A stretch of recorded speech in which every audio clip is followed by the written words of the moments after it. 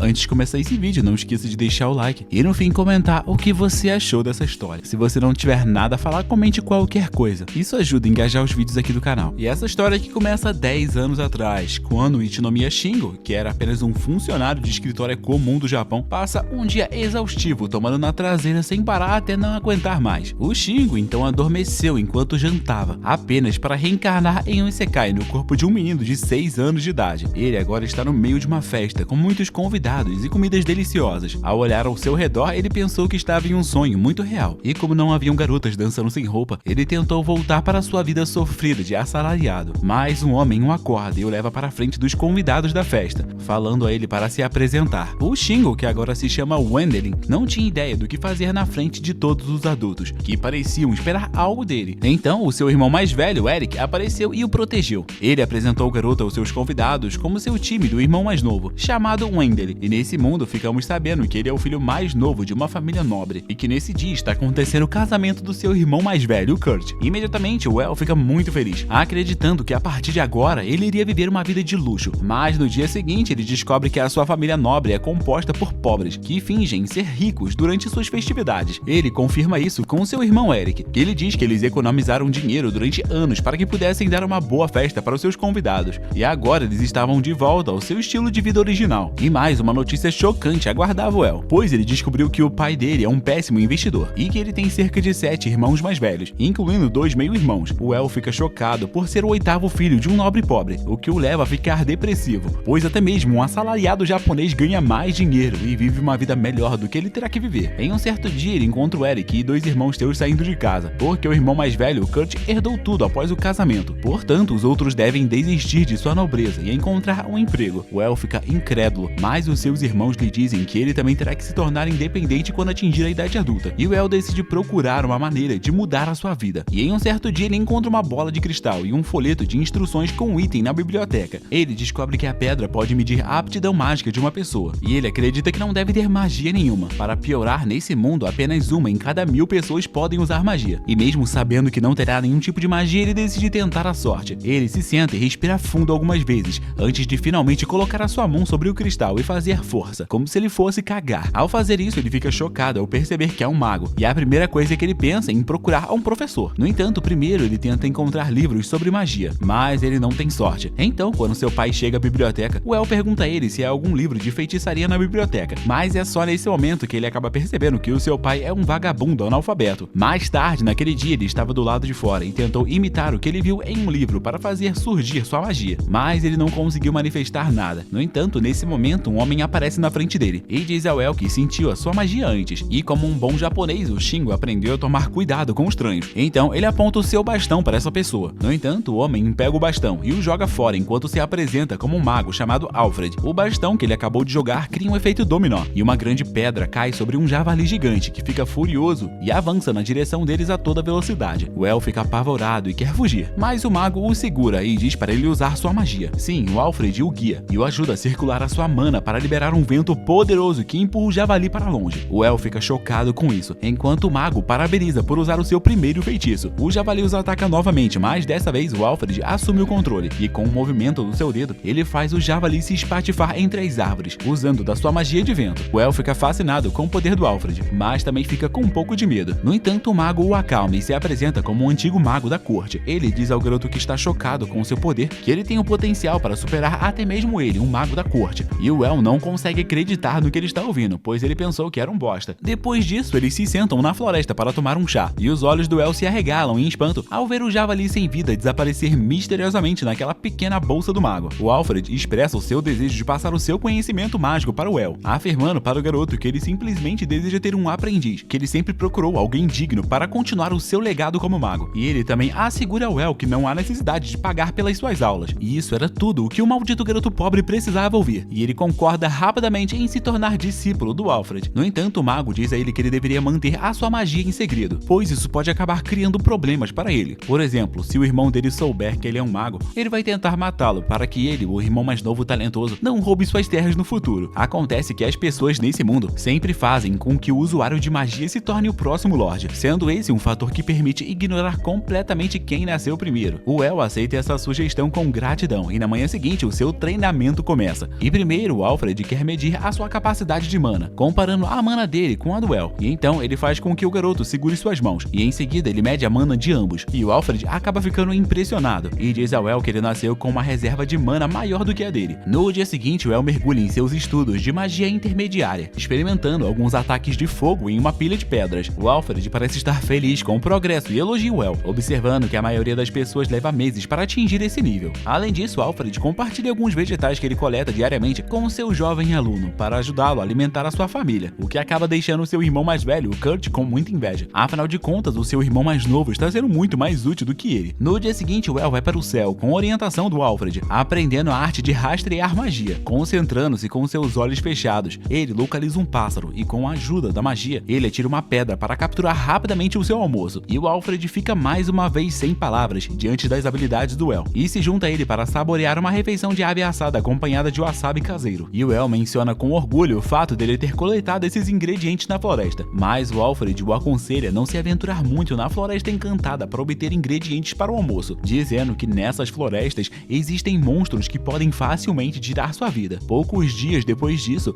o El aprende a magia de água e afirma que o Kurt está de olho nele. O Alfred acredita que ele deve ter dúvidas sobre o fato do El ser um usuário de magia e tem medo de perder a sua posição. No entanto, o El afirma que ele não tem interesse em se tornar um Lorde. Então, o seu professor sugere que ele seja um aventureiro, e o El fica imediatamente entusiasmado com a ideia, e até mesmo imagina o seu futuro cheio de aventuras. Enquanto ele pensava nisso, o Alfred estava lutando secretamente contra uma maldição, tentando impedir ao máximo que ela acabasse com a sua vida. Mais tarde naquele dia, o El informa sua família sobre os seus planos de se tornar um aventureiro, mas o seu pai não tem dinheiro para colocá-lo na academia de aventureiros, o que é bem triste. No dia seguinte, o El diz ao Alfred que a sua família não tem dinheiro para colocá-lo em uma academia de aventureiros, mas o Alfred lhe diz que ele pode entrar para a guilda de comerciantes ao invés de ir para a academia. Ele sugere que o El comece a trabalhar desde cedo e lhe ensina algumas magias avançadas, como voar e se teletransportar para que ele possa ir a outras cidades rapidamente. Ele dá ao El uma experiência inesquecível quando o leva para os céus e lhe mostra o vasto mundo que existe para que ele explore. Mais tarde, naquela noite, o Alfred percebe que a sua maldição está ficando cada vez mais forte e que não lhe resta muito mais tempo. Ele decide se despedir do seu aluno no dia seguinte, declarando que o El não precisa mais estudar com ele. Essa notícia deixa o El atordoado e ele cai no chão, não conseguindo nem mesmo se concentrar na sua prática de magia de voo. Ele obviamente não quer se separar do seu mestre tão rapidamente e pede a ele que fique ao seu lado. No entanto, Alfred afirma que ele lhe ensinou tudo o que ele sabia e se recusa a atender o seu pedido. Naquela noite, durante o jantar, o El fica parado, pensando em seu mestre. E então o seu pai lhe conta um boato sobre um zumbi inteligente que foi visto na floresta. Esse zumbi é especial e se parece com um ser humano normal, conseguindo até mesmo falar perfeitamente. E as únicas diferenças em suas características eram o corpo frio, a pele pálida e os sentidos normais de um corpo humano mais fracos. Isso o lembra de que o Alfred tem uma pele pálida e muito fria e reações muito lentas. Após ouvir isso, ele voa para a floresta em busca do seu mestre, mas ele perde o equilíbrio e cai antes de encontrá-lo. O Alfred vem até ele e o El ainda não consegue acreditar que o seu mestre está morto. Ele afirma que o seu mestre está correndo perigo ficando na floresta e diz que quer levá-lo para sua casa. Mas então o Alfred diz ao seu aluno que ele é o zumbi inteligente de que todos estão falando, e o El fica totalmente devastado ao descobrir isso. Nesse momento, o Alfred conta a história de sua vida, dizendo que ele era o mago da corte do Duque há 5 anos atrás, e em um certo dia o filho mais velho do Duque contraiu uma doença mortal. Então ele reuniu um exército para entrar na Floresta Encantada para encontrar uma rara erva medicinal. Os monstros da Floresta Encantada eram mais numerosos do que eles, e o Alfred era o único lutador forte do exército, sendo o único que podia combatê-los. Ele teve que proteger o Duque e os soldados, enquanto lutava contra os monstros, e acabou perdendo sua vida tentando protegê-los. O Alfred diz que ele apenas deveria ter permanecido morto, mas um arrependimento não deixou a sua alma ir embora, e ele se tornou uma classe de morto-vivo especial. Seu único desejo incompleto era encontrar um sucessor digno para herdar a sua magia, e isso foi realizado quando ele conheceu e treinou o El. O Alfred pede desculpas a ele por não ter lhe contado a verdade, revelando que ele achou que o garoto ficaria com medo e fugiria dele. Ele então apresenta o teste final ao seu aluno e pede que ele o purifique usando sua magia sagrada, antes que ele perca a cabeça e se transforme em um zumbi de verdade. O El começa a chorar e se recusa a eliminar o seu professor, mas o Alfred lhe mostra que o seu corpo já está podre e que ele não tem muito tempo de vida, e o El não quer o ver sofrendo. Então ele decide usar a sua magia sagrada e purificá-lo. A sua magia acerta o Alfred, mas ela não acaba sendo suficiente para mandá-lo para um Isekai. Então ele pede ao El que se esforce mais. Nesse momento, o El é dominado pela nostalgia ao se lembrar das últimas semanas que ele passou com o seu professor, e ele coloca todo esse poder na magia de purificação. Assim, Assim, o corpo do Alfred começa a se dissolver, e ele usa os seus últimos momentos para agradecer ao aluno, e diz a ele para dar o melhor de si no futuro. O El lamenta com seu professor por um longo tempo, e depois enxuga suas lágrimas, enquanto jura corresponder às expectativas dele. Depois disso, ele continua trabalhando duro, treinando bastante sua magia, e é com esse intenso treinamento que 7 anos se passam, e ele completa 12 anos de idade. E o El finalmente está pronto para deixar a sua casa pobre e a sua família para trás. Então ele parte para se juntar à Academia de Aventureiros para começar sua nova vida. Ele chega à academia e é admitido na classe dos bolsistas, sendo essa academia um lugar com muitos novatos promissores. Todos se apresentam e duas garotas, a Louise e a Anna, acabam sendo o centro das atenções, pois elas vêm de famílias que são muito famosas no ramo das artes marciais. Logo, elas carregam o sangue daqueles que servem diretamente ao Duque. E quando chega a vez do El se apresentar, ele percebe que as suas habilidades de comunicação diminuíram por ele ter ficado em um vilarejo por anos, e ele se atrapalha ao se apresentar. Obviamente, ninguém parece se importar com ele, e ele acha que será difícil fazer amigos aqui. A aula começa e o instrutor distribui formulários de registro em grupos para todos, pois é assim que o treinamento começará. E o El sabe que ninguém vai escolher um Zé Ninguém do campo como ele. No entanto, ele não sabe que todos o acham incrível, pois ele é o único mago da turma que tem habilidades de alto nível. Durante o intervalo do almoço, as duas garotas ricas, a Louise e a Anna, conversam com seu melhor amigo, o Elvin, falando sobre a possibilidade do mago de alto nível participar do grupo deles. Eles acreditam que o El pode facilmente carregá-los nas costas. As garotas também afirmam que elas são as mais fortes da classe, pois elas podem usar magia para reforçar os seus corpos, e é exatamente por isso que elas se acham as mais adequadas para participar do grupo do El. As outras pessoas também o desejam muito, mas ninguém se atreve a se aproximar dele, porque todos eles começaram a acreditar que ele, por ser o melhor mago, provavelmente não vai querer falar com quem está abaixo do seu nível. E na aula seguinte, o professor anuncia que os alunos que querem trabalhar em meio período devem tentar a caça, pois essa é a melhor forma de um aluno conseguir dinheiro. Ele os aconselha a caçar em grupos, pois caçar sozinho pode ser perigoso, e o El fica desesperado mais uma vez, pois ele tem certeza de que ninguém o escolherá, e as garotas que desejam ele em seu grupo acabam ficando nervosas ao se aproximarem dele. E o maldito Elvin é um idiota, que acha que o El está mantendo a distância dele e está avaliando a capacidade deles individualmente. A Louise também concorda com isso, e eles decidem ficar em primeiro lugar no torneio de caça, provando que são dignos de se juntar ao grupo dele. Eles caçam mais do que qualquer outro grupo de sua classe, e acham que agora tem uma boa chance de conseguir se juntar ao El. Mas quando ele entrega uma pilha de monstros mortos para a recepcionista da guilda de comerciantes, eles ficam chocados e sem palavras. Um dos alunos mais pessimistas diz que o El está em um nível totalmente diferente do deles, e que não faz sentido algum tentar estar ao lado dele. Todos acreditam em suas palavras e saem da sala depois de perderem suas esperanças de se juntarem ao El. Enquanto isso, o El está planejando fazer alguns amigos, convidando a sua turma para um jantar com o seu dinheiro do prêmio. Assim que ele recebe a bolsa, ele se vira para pedir aos seus colegas que se juntem a ele, mas a sala está vazia. E é aquele grupo de alunos que são muito bons, mas não são melhores do que o El e estão frustrados por conta da derrota humilhante. No entanto, eles não querem desistir de festejar com o El, pois andar ao lado dele é o mesmo que garantir um futuro de sucesso. Eles querem caçar mais monstros do que ele, para que ele os reconheça. E para fazer isso, eles vão para a parte mais perigosa da floresta. Então, eles percebem o seu erro quando uma matilha de lobos o cercam. E apesar dos seus esforços, eles não são bons o bastante para derrotar esse grupo de monstros. Do nada, um lobo lança um ataque surpresa contra a Louise, e o Elvin a protege, mas ele é ferido no processo. Ao ver a formação deles desmoronar, todos os lobos pulam sobre eles para lançar um ataque combinado. Mas felizmente, o El também estava na área, e sentiu que os seus colegas de classe estavam em perigo. Então ele usou suas habilidades de rastreamento, o que o possibilitou chegar no local no momento certo, derrubando todos os lobos de uma vez só. O El resgata o trio e os leva para um hospital, onde eles se desculpam por ser um fardo para ele, e finalmente revelam para o El que todos da classe consideram ele alguém muito acima do nível deles. Eles pedem desculpas, dizendo que deveriam tê-lo evitado, assim como todos, e assim finalmente o El descobre que todos não o odeiam, e que existem até mesmo pessoas que se colocaram em perigo apenas para obter o seu reconhecimento. Mas agora eles afirmam ter aprendido o seu lugar, e se declaram indignos de serem seus companheiros de equipe. O El quer muito se juntar ao grupo deles, mas antes que ele possa dizer qualquer coisa, o instrutor entra na sala com boas notícias, e diz aos seus alunos que o Duque organizou uma festa no jardim para a turma deles. No dia seguinte, eles vão à festa organizada pelo Duque Amadeus, que ignora todos e se aproxima do El assim que o vê. Eles têm uma conversa amigável sobre o fato da família Baumeister serem vassalos dele, e em seguida, ele convida o El para uma conversa pessoal. O El não gosta do fato dele ter que se reunir com um completo estranho sozinho. Então ele diz que aquele bando de fracassados são seu grupo, e pede para que o Duque permita a presença deles. Depois disso, dentro da mansão, eles se encontram com o mago da corte, o Blanktag, que também é o professor do antigo mago da corte, o Alfred. O El fica chocado ao saber disso, e o Blanktag, que eu vou chamar apenas de Blanc, explica explica que ele é um especialista em magia de rastreamento e que ele sempre ficou de olho na magia do Alfred, mesmo depois dele ter se tornado um morto-vivo sussurrante. Sim, o Blan revela que ele esteve monitorando o Alfred nos últimos 12 anos. No entanto, o Blan afirma que ele sabe que o Alfred faleceu há 7 anos atrás, e a única maneira dele ter conseguido se libertar daquela forma de zumbi era se o seu desejo de encontrar um discípulo poderoso tivesse sido realizado. E tudo aponta para o El, que não pode negar que é o aluno do Alfred. Afinal de contas, o Blan reconheceu até mesmo a sua bolsa mágica. O El então conta toda a história para eles, e o mago da corte e o duque se emocionam ao saber dos últimos momentos do Alfred. E o El também chora ao se lembrar dele. O El tem muitos suprimentos da última expedição que o Alfred fez, e tudo está dentro da bolsa mágica que ele quer devolver ao duque. E enquanto o El faz isso, os seus parceiros ricos ficam esperando do lado de fora, e ainda não conseguem acreditar na história triste que eles acabaram de ouvir sobre o El e o Alfred. Isso os faz perceber que, assim como eles, o El também é uma pessoa talentosa, mas ele não pode se tornar um sucessor por não ser o primeiro filho. E assim que o El sai, eles vão correndo até ele e pedem desculpas por tê-lo chamado para o grupo deles tão repentinamente. Eles revelam que queriam formar um grupo com ele apenas para tirar vantagem do seu poder, mas agora eles perceberam que isto não é justo. No entanto, o El responde dizendo que não se importa e que ele ficaria muito grato em formar um grupo com eles, acreditando que juntos eles podem se divertir bastante. Inicialmente, o trio fica chocado, mas depois eles dão risada e aceitam o El como amigo deles, até que do nada, o Duque interrompe a conversa e recompensa o El com 1000 moedas de ouro por ele ter devolvido os suprimentos do Alfred. Todos ficam chocados ao ouvir isso, e a percepção do El de que ele ganhou 1000 moedas de ouro chega um pouco tarde demais. Além disso, Blan lhe diz que ele também herdou a mansão do Alfred e toda a sua propriedade, e o El se muda para a casa grande e intimidadora naquela noite. Ele acha que a casa é muito grande para apenas uma pessoa, e decide convidar os seus amigos para morar aqui com ele. E depois disso, alguns meses se passam, e nas férias de verão, o El leva os seus amigos para assistir ao casamento do seu irmão Eric. Eles viajam em um dirigível mágico, onde a Louise está vestida com uma roupa de brasileira, pois ela quer atrair a atenção dos nobres no casamento. E o Elvin está apavorado com um navio voador, parecendo um homem das cavernas que nunca viu um antes. E o Blan também estava lá, e ele aproveita ao máximo os drinks e toda a cortesia do dirigível. Ele diz ao Elvin que o avião não cairá, mas depois que ele vê algumas nuvens escuras ao lado da nave, ele retira a sua afirmação. Ele olha bem para as nuvens, e um dragão esqueleto gigante sai dessas nuvens, fazendo com que todos se borrem nas calças. E os demais passageiros começam a exigir que o capitão apareça para falar sobre esse incidente, mas é dito a todos que o grande mago Blantag os ajudará a vencer esse dragão morto-vivo. No entanto, o próprio Blan diz que isso é impossível, porque somente a magia sagrada pode purificar os mortos-vivos e ele não tem nenhum talento para isso. No entanto, ele afirma conhecer um mago talentoso que usa magia sagrada e basicamente força o El a realizar esse serviço. E apesar de estar nervoso, ele concorda em lutar contra o dragão. O Blan fica para trás com o objetivo de proteger o navio. O El voa até o dragão e usa sua barreira mágica para se proteger do seu sopro destrutivo, e o Blan protege o navio com a sua barreira mágica. O El carrega sua magia sagrada, mas o dragão foca os seus ataques nele para detê-lo. Então o El se esquiva dos seus ataques e concentra sua magia sagrada como uma bomba espiritual e a lança em direção ao dragão de ossos. Essa magia sagrada atinge o dragão, logo o dragão se ilumina e se contorce de dor por conta da purificação. No entanto, ele tenta usar a sua força restante para atacar o El, mas ele se esquiva e bloqueia os ataques, até que a sua magia finalmente funciona e o dragão perde sua alma. Os seus ossos se desfazem, e a pedra mágica gigante que os mantém unidos também se desfaz. Dentro do navio, o Blan faz um sinal para que o grupo do El comece a recolher os ossos do dragão, e usando a bolsa mágica, os ossos são recolhidos, e a gigantesca pedra mágica vermelha também é recolhida. Quando o El volta ao navio, todos comemoram o fato de que o dia foi salvo e ninguém morreu, mas agora o El só quer relaxar por alguns dias depois de ter encarado esse dragão. Logo, um antigo parceiro de aventuras do Blan chega e diz ao El que ele não terá chances para descansar. O Blan fica surpreso ao ver o seu amigo e o apresenta ao El, e eles conversam sobre os seus dias de aventura juntos. No dia seguinte, o navio chega à capital e o Blan foge imediatamente após o desembarque, deixando seu amigo encarregado de cuidar do El. Logo, uma ordem de cavaleiro chega e o seu capitão agradece ao El por ter matado o dragão e pede que ele os acompanhe até o palácio, pois o rei o convocou. Os seus amigos o abandonam e vão para a casa do seu irmão, enquanto o El fica com o Artério, que o acompanha até o palácio. O El acaba recebendo uma grande recepção como o famoso herói matador de dragões, mas os nobres não estão satisfeitos com o fato dele ser o centro das atenções. O El cumprimenta o rei, que o elogia por ter derrotado o dragão esqueleto. Ele concede a medalha do dragão gêmeo. Além disso, ele o torna um nobre, concedendo-lhe o título de baronete. Então, o El recita o juramento que o Artério lhe ensinou anteriormente, e depois disso, o rei anuncia que ele irá comprar todos os ossos do dragão e a gigantesca pedra mágica que o El conseguiu. Logo em seguida, o general e o primeiro-ministro começam a discutir sobre o preço justo por esses itens. O general quer pagar uma recompensa bem maior, mas o primeiro-ministro reclama, dizendo que eles não têm orçamento para isso. E antes que a discussão se